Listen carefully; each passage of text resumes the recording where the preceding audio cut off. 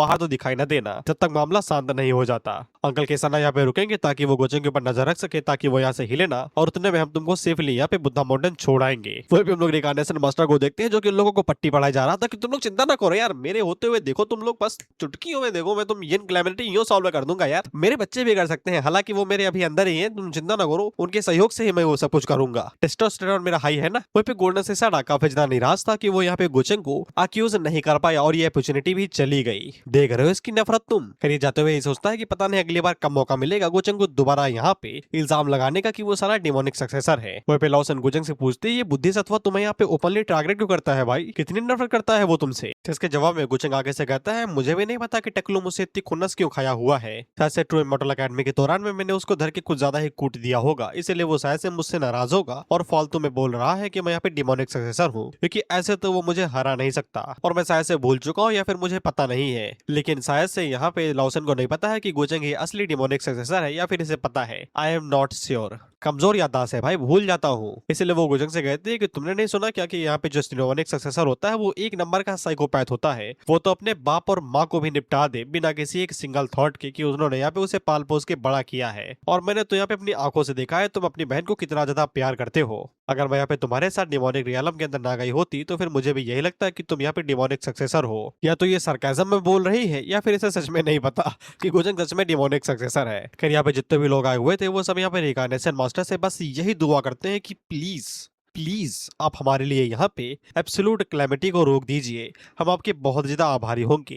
वो भी पीछे गोचंग लॉसन से कह रहा था मैंने कभी भी नहीं सोचा था कि तुम इतनी ज्यादा चालाक होगी, जिसपे लॉसन आगे से कहती है मैं शुरुआत से ही चालाक हूँ, चतुर प्राणी जो हूँ। रिकार्नेशन मास्टर उन सभी लोगों से कहता है कि हम लोग अभी चलते हैं ना, ये मैटर अभी ही सुलझा देते हैं। जिसपे ये सभी आगे से कहते हैं कि हम लोगों को कुछ रेडी वेडी करने की जरूरत है क्या, जिसपे रिकार्नेशन मास्टर उन लोगों से कहता है कि तुम्हें किसी भी चीज की जरूरत नहीं है, बस तुम लोग मेरे साथ चलो, अच्छे से पॉपकॉर्न लेना और बैठ के देखो कि मैं कैसे तबाही मचाता हूँ। और ये अपने मन के अंदर सोचता है कि सारा काम तो तुम मेरे लिए ही करोगे ना, हर जगह पे गुण जोगाओगे कि मैंने यहाँ पे तुम लोगों की मदद की और मैं कितना अच्छा इंसान हूँ। जिसके बाद ये लोग रिकार्नेशन मास्टर के यहाँ पे डिवाइन पैलेस के ऊपर बैठते हैं और यहाँ से कल्टी मारने लगते हैं। वह जब ये गायब हो रहा था तो फिर पीछे यहाँ पे लाइफ एंड डेथ का सिंबल छोड़ के जा रहा था। वह पे जियान के बगल में जो लड़की खड़ी है मुझे इसका नाम पता चल गया जो कि है आन यान, मैं इसे यान बुलाया करता था। और यार तुम अच्छे से कपड़े पहना करो यार, मुझे तुम्हारे पिछवाड़े की झिरी दिखाई दे रही है, सही से कपड़े पहनो। ऑथर भाई जानबूझ के ये सारे डिटेल डालता है, जानबूझ के, ताकि हम जैसे लौंडे लिख सके पीक डिटेल। खैर पलक झपकते ही डिवाइन पैलेस यहाँ से कल्टी हो जाता है, जिसके बाद सिंसेट होके यहाँ पे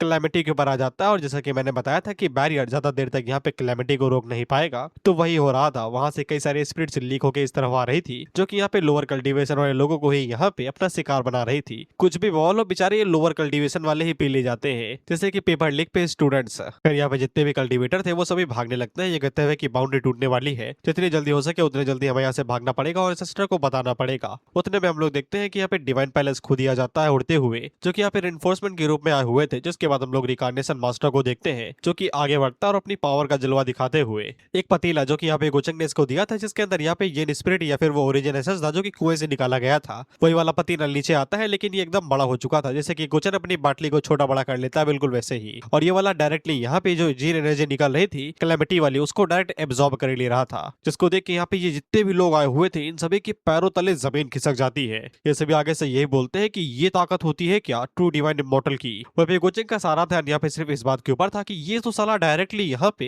एब्सोल्यूट एनर्जी को कंज्यूम कर ले रहा है बिना किसी यहाँ पे रोक टोक के। लेकिन हम लोग रिकार्नेशन मास्टर को देखते हैं और इसकी फटी पड़ी थी, लेकिन वैसे बोला ना ये स्वाप ही करता है लेकिन डरता भी है। वही जी फटे तो फटे लेकिन इज्जत ना घटे, वही वाला बात था यहाँ पे। इसकी फट रही थी पूरी तरीके से कंज्यूम करने में, लेकिन इसके बावजूद ये शोबाजी नहीं छोड़ रहा था। वह बेगोजन्स की तारीफ करे जा रहा था, ये कहते हुए ये डायरेक्टली यहाँ पे एनर्जी को एब्जॉर्ब कर ले रहा है, ये सच में दिल से मेरा मास्टर बनने के लायक है। लेकिन ये जैसे जैसे यहाँ पे बड़ा होता जा रहा है वैसे वैसे मेरा मन इसको खाने का और भी ज्यादा कर रहा है। जिसके बाद ये अपनी एकदम शरारती तरीके से अपनी जीभ फेरने लगता है, तो बुल्टी बन के आगे से कहता है मालिक यार क्या कर रहे हो, एकदम गंदे लग रहे हो, ऐसे एक्सप्रेशन ना दो, ऐसी हरकतें करोगे तो फिर आपकी शादी के पहले से ही आपके बारे में गंदी अफवाह फैलने लगे कि आप मीठे हो। वहीं पे बुल्टीमन किंग गुचेंग से कहता है कि हम लोग साइड में चल सकते हैं, मुझे कुछ प्राइवेट बात करनी है। खैर हम लोग इनकी साइड को देखते हैं उससे पहले हम लोग यहाँ पे गोल्डन सिसाडा वाली साइड पे आ जाते हैं, जिसपे ये लोग बुद्धा माउंटेन की तरफ एकदम तेजी के साथ भाग रहे थे। वहीं पे गोल्डन सिसाडा को कुछ भी समझ में नहीं आ रहा था कि यहाँ पे उन लोगों का अंकल यानी कि केसाना गुचेंग के बारे में कुछ पता क्यों नहीं लगा पाया, और गोल्डन सिसाडा को ये लग रहा था कि गुचेंग के बारे में कुछ तो गड़बड़ है। वहीं पे इसके जो सीनियर थे वो सभी आगे से कहते हैं कि अब कुछ भी उल्टा सीधा करने के बारे में सोचना नहीं, हमारे पास अभी भी टाइम है। अगर वो यहाँ पे सच में डिमोनिक सक्सेसर है तो फिर किसी न किसी दिन वो खुद को यहाँ पे रिवील कर ही देगा, और तब हमारे पास मौका रहेगा। लेकिन वो मौका नहीं रहेगा क्योंकि उतने में हम लोग देखते हैं कि यहाँ पे गुचेंग की एनर्जी से बना हुआ कुछ तो भंवर सा आता है जो कि इनके पैलेक्स को रोक लेता है, और उसके अंदर से ये लोग बाहर निकलते हैं जो कि आगे से कहते हैं कि तुम्हें यह मौका दोबारा नहीं मिलेगा। वहीं पे इन लोगों की कल्टीवेशन यहाँ पे इन तीनों से ज्यादा थी, इसलिए ये लोग काफी ज्यादा घबरा जाते हैं कि ये साले तो यहाँ पे ट्रू इमॉर्टल एक्सपर्ट है। वहीं पे गोल्डन सिसाडा आगे से ये कहता है ये पक्का गुचेंग है, ये पक्का गुचेंग है, जिसमें यहाँ पे उसका सीनियर आगे से कहता है कि ये सभी लोग यहाँ पे उस ग्रुप से आते हैं जो कि आजकल काफी ज्यादा फेमस है और हर तरफ तबाही मचाता है। ये लोग यहाँ पे डार्क हेवन से है। बाय द वे अगर भूल गए हो तो फिर गुचेंग ने ही यहाँ पे डार्क हेवन को जन्म दिया है, ऑफ कोर्स इमॉर्टल्स की बॉडी को इस्तेमाल करके। इसलिए गोल्डन सिसाडा आगे से कहता है कि इनका लेना देना पक्का यहाँ पे गुचेंग के साथ में है, और पेरिलम को कभी भी सुकून मिलेगा नहीं, भले वो साला मर भी जाए तब भी। उतने में ही डार्क हेवन वाले यहाँ पे गोल्डन सिसाडा के ऊपर हमला कर देते हैं, ये कहते हुए कि बदकिस्मती से तुम कुछ देखने के लिए जिंदा ही नहीं बचोगे, जिसके बाद वो लोग एक ही बार में यहाँ पे उनके ऊपर